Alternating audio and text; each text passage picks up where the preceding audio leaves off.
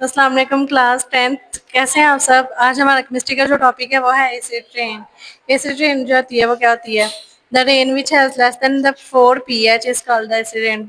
बारिश का वो पानी जिसकी pH जो होती है वो 4 से लेस देन होती है वो उसे क्या कहते हैं, एसिड रेन कहते हैं। ठीक है, आपको पता है 14 जो नॉर्मल जो pH होती है वो 14 होती है।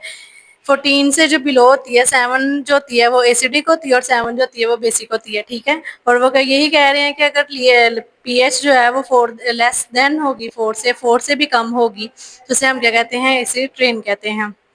अब आपकी बुक पे एक क्वेश्चन है एसिड रेन के टॉपिक से रिलेटेड कि एसिड रेन जो है वो बनती कैसे है, how acid rain are formed. ठीक है, तो एसिड रेन कैसे बनती है, जब फॉसल फ्यूल्स को जो है वो जलाया जाता है, बर्निंग की जाती है उनकी, तो ऑक्साइड ऑफ नाइट्रोजन और ऑक्साइड ऑफ सल्फर जो है, दो जो है ना ऑक्साइड जो है वो प्रोड्यूस होते हैं किसमें, एटमॉस्फेयर में। ठीक है, ऑक्साइड ऑफ नाइट्रोजन NO2 और ऑक्साइड ऑफ सल्फर SO3।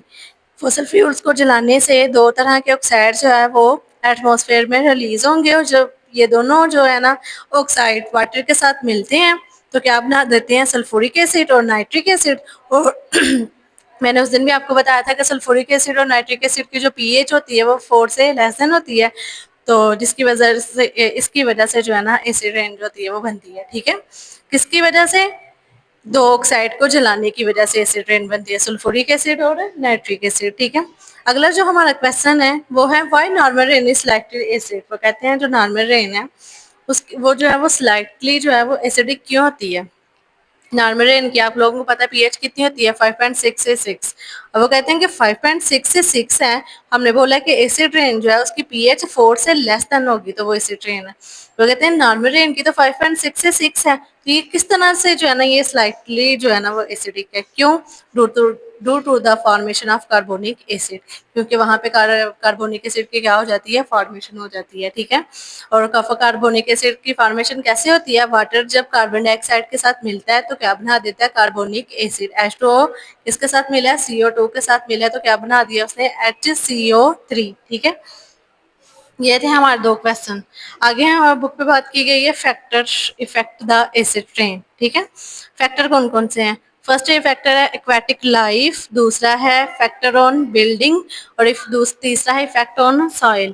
के इफेक्ट सॉइल पे उसका क्या इफेक्ट पड़ता है एसिड रेन का, सॉइल किसे कहते हैं, जमीन, बंजर जमीन जो होती है। ठीक है, और बिल्डिंग्स पे जो है एसिड रेन का क्या इफेक्ट पड़ता है, और एक्वेटिक लाइफ कौन सी होती है, जो पानी के अंदर जो होते हैं उनकी अभी जहायात जो होते हैं उनकी जो लाइफ होती है वो उन उस पे जो है ना उस लाइफ पे जो है ना एसिड रेन का क्या इफेक्ट पड़ता है, एसिड रेन का क्या इफेक्ट पड़ता है। ठीक है, सबसे पहले हम बात कर लेते हैं एक्वेटिक लाइफ। बोर्ड में ये अलग से क्वेश्चन जो है ना वो पूछा जाता है कि फैक्टर इफेक्ट किस तरह से करते हैं। ठीक है, तो फैक्टर में यही तीन हमारे पास फैक्टर होंगे, aquatic life, effect on building और इफेक्ट ऑन सॉइल। ठीक है, एक्वेटिक लाइफ की बात करें तो वो कहते हैं कि जब बारिश पहाड़ों के ऊपर पड़ती है, एसिड रेन जब पहाड़ों के ऊपर पड़ी है तो पहाड़ों के ऊपर से हैवी मेटल्स, ठीक है, हैवी मेटल्स को जो है वो बारिश बहा के ले जाती है। नीचे क्या होता है, पहाड़ों के नीचे क्या होता है, समुंदर होता है। ठीक है, और समुंदर में हमारे पास क्या होती हैं मछलियां होती हैं। ठीक है, मैंने वो देखें डायग्राम बनाई हुई है, वहां से देखें। जब ऐसे रेन पहाड़ों के ऊपर पड़ेगी तो है वो हैवी मेटल्स को जो है वो लीचीज का मेन यही मैंने लिखा हुआ है कि बहा के ले जाना। ठीक है, हैवी मेटल्स को बहा के ले जाएगी, एल्यूमिनियम वगैरह, मैग्नीशियम वगैरह, ये मेटल्स है ना, कैल्शियम वगैरह, ये पहाड़ों के ऊपर होते हैं। ठीक है, मेटल्स को बहा के समुद्र में ले जाएंगे, तो समुद्र में क्या होती हैं, मछलियां।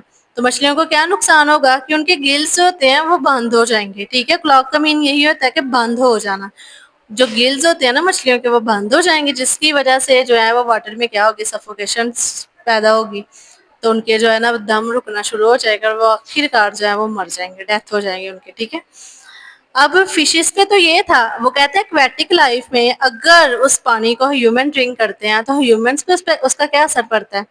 जब ह्यूमंस उस ड्रिंकिंग को, पोल्यूटेड वाटर को जब ड्रिंक करते हैं तो क्या होता है, उन्हें तरह तरह की जो है वो डिजीजेस जो है वो लग जाती हैं। ठीक है, और उनमें तरह तरह की जो है ना डिफरेंट डिजीजेस जो है वो काज हो जाती हैं। ठीक है, ये था एक्वेटिक लाइफ पे इसका जो है वो असर। वो कहते हैं बिल्डिंग पे इफेक्ट क्या डालती है एसिड रेन। तो कहते हैं एसिड रेन जब बिल्डिंग पे गिरती है तो वो रिएक्ट करती है किसके, आपको पता है कि जो बिल्डिंग्स होती हैं मार्बल के और मार्बल की बनी होती हैं। ठीक है, आप लोगों ने देखा हो वो जो ताजमहल है, वो भी जो है वो मार्बल का बना हुआ है, कैल्शियम कार्बोनेट उसके अंदर होता है, ठीक है। जब एसिड रेन जब उसके ऊपर पड़ेगी तो उसके साथ कैल्शियम कार्बोनेट के साथ क्या करेगी, रिएक्ट करेगी। तो वो जो बिल्डिंग्स का कलर होता है वो क्या हो जाता है, डल होना शुरू हो जाता है, खुरदरा होना शुरू हो जाता है, आखिरकार वो उतर जाता है, ठीक है।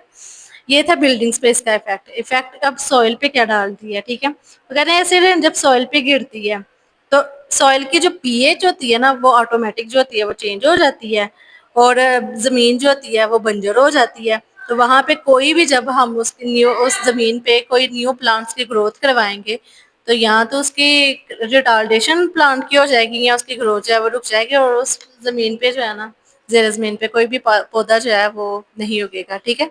ये था इसका इफेक्ट ऑन सॉइल पे। 3 इसके इफेक्ट्स थे, 2 शॉर्ट क्वेश्चन थे इसके अंदर, और एसिड की डेफिनेशन ये आपने अच्छे से करना है। होपफुली कि आप लोगों को समझ आई होगी आज के लेक्चर की। Thank you.